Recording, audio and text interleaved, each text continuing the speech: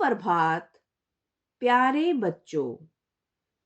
यह पाठ कहानी लेखन कक्षा चौथी की हिंदी व्याकरण का है। यह पाठ आपको 21 दिसंबर 2020 को भेजा जाएगा। यह आवाज रोमा रानी की है। प्यारे बच्चों, आज हम इस पाठ में कहानी लेखन के बारे में पढ़ेंगे। इसलिए सभी बच्चे अपने पास हिंदी की एक अभ्यास पुस्तिका भी रख लें, क्योंकि मैं आपको पाठ के दौरान कुछ कार्य लिखने के लिए दूंगी। बच्चों, अब मैं आपको कहानी लेखन के बारे में समझाने जा रही हूं। सभी बच्चे इसे ध्यानपूर्वक सुनेंगे एवं समझेंगे। प्यारे बच्चों, कहानी कहना और सुनना न जाने कब आरंभ हुआ, परंतु यह सिलसिला आज तक जारी है। बच्चों, आपको भी कहानी सुनना और पढ़ना बहुत अच्छा लगता होगा। कहानी लेखन एक ऐसी कला है जिसे अभ्यास द्वारा सीखा जा सकता है। यदि कुछ बातों का ध्यान रखा जाए तो रोचक व शिक्षाप्रद कहानी सरलता से लिखी जा सकती है। बच्चों, एक अच्छी कहानी लिखने के लिए कुछ बातों का ध्यान रखना जरूरी है, जैसे कहानी चित्र, संकेत व शिक्षा के आधार पर लिखी जा सकती है। किसी विषय पर कहानी लिखने से पहले उसकी रूपरेखा बनानी चाहिए। कहानी को आकर्षक एवं छोटा शीर्षक देना चाहिए। कहानी रोचक एवं प्रभावशाली ढंग से आरंभ करनी चाहिए। भाषा व वाक्य रचना सरल व बोधगम्य होनी चाहिए। कहानी विषयानुकूल एवं शिक्षाप्रद होनी चाहिए। कहानी में घटनाओं को क्रमानुसार लिखना चाहिए। कहानी सदा भूतकाल में लिखनी चाहिए।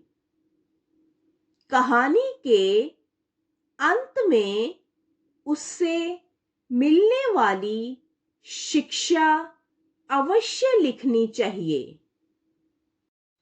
कहानी का अंत अचानक या अटपटा न हो, इसका ध्यान रखना चाहिए। बच्चों, मैंने आपको कहानी लेखन के बारे में समझा दिया है। अब मैं आपको उसके आधार पर कुछ प्रश्न दूंगी। अब आप यहाँ 3 मिनट का अंतराल लेंगे और इन प्रश्नों के उत्तर अपनी अभ्यास पुस्तिका में लिखेंगे। प्रश्न 1, कहानी किसके आधार पर लिखी जाती है? प्रश्न 2, कहानी का शीर्षक कैसा होना चाहिए? प्रश्न 3, कहानी किस काल में लिखी जाती है? प्रश्न 4, शिक्षा कहानी के किस भाग में लिखी जाती है? बच्चों, अब आपका अंतराल का समय समाप्त हो गया है। अब मैं आपको इनके उत्तर बताऊंगी। उत्तर 1, कहानी, चित्र, संकेत व शिक्षा के आधार पर लिखी जाती है। उत्तर 2, कहानी का शीर्षक आकर्षक एवं छोटा होना चाहिए। उत्तर 3, कहानी भूतकाल में लिखी जाती है। उत्तर 4, शिक्षा कहानी के अंत में लिखी जाती है। बच्चों, आज हम इस पाठ में एकता में बल है कहानी पढ़ेंगे। सभी बच्चे इसे ध्यानपूर्वक सुनेंगे एवं समझेंगे। एकता में बल है। एक जंगल में 4 गायें रहती थीं। चारों आपस में गहरी मित्र थीं।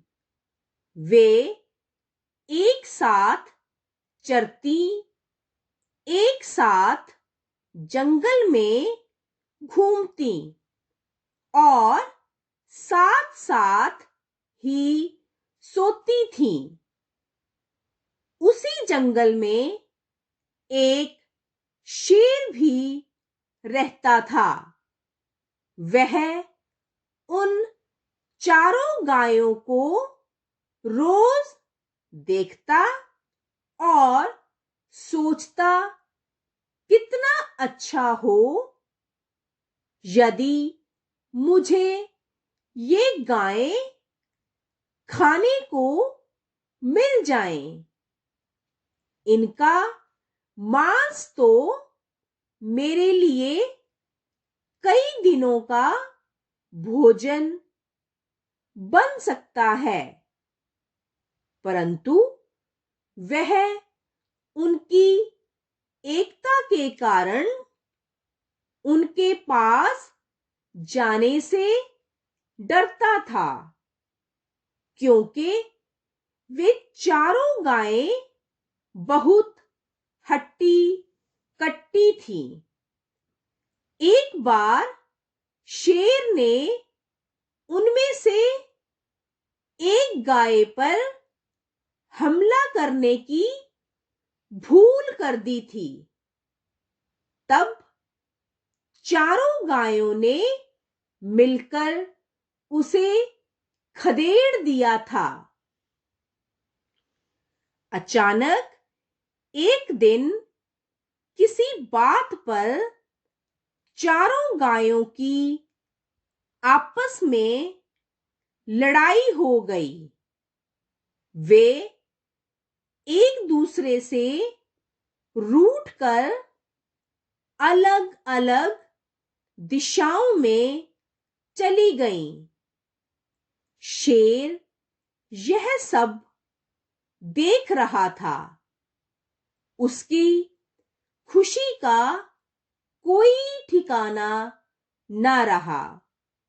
उसने मौका देखा और अकेली गाय पर हमला कर उसे मार डाला। इसी तरह उसने एक एक करके चारों गायों को मारकर उन्हें अपना भोजन बना लिया। शिक्षा। बच्चों, इस कहानी से हमें शिक्षा मिलती है कि आपस की लड़ाई में शत्रु को लाभ होता है। अतः मिलजुल कर रहना चाहिए। बच्चों, मैंने आपको एकता में बल है कहानी समझा दी है।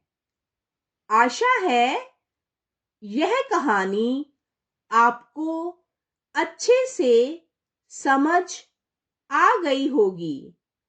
अब मैं आपको गृह कार्य दूंगी। गृह कार्य। सभी बच्चे इस कहानी को अच्छे से समझने के लिए 2 से 3 बार पढ़ेंगे।